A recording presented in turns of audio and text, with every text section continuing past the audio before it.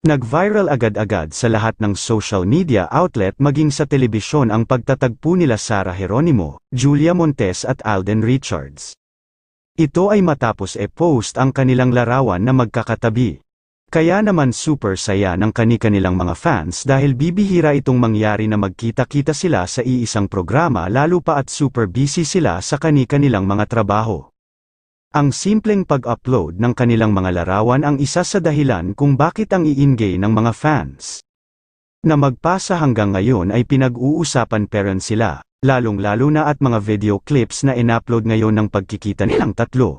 Kung saan nga ay mismong sina Julie at Alden ang pumunta kay Sara para makapag-usap kahit saglit lamang.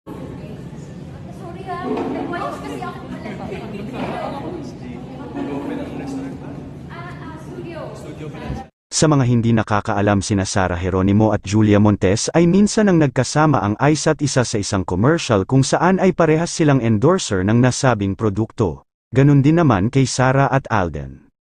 Matatandaang, obviously, noon ay maganda ang tingin ng Oldenatics fan kina Sara Geronimo at John Lloyd Cruz kaya naman nagpa-block screening sila ng movie ng dalawa. Nakita natin ang ilang photos sa social media at present si John Lloyd sa nasabing screening.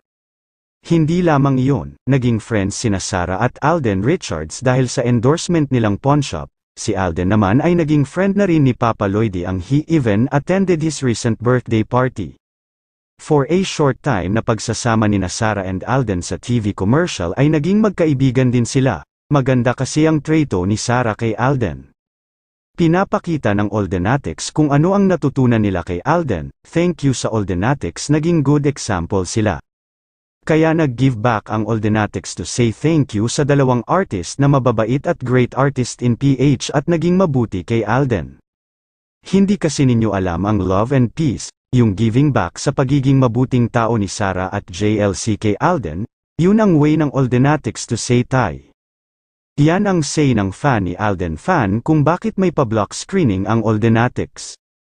Samantalang mahigit 8 taon na ang nakalilipas nang huling magbida si Julia Montes sa isang pelikula, simula October 18 ay mapapanood na sa mga sinehan ang 5 Breakups and a Romance na pinagbibidahan ng aktres at Alden Richards.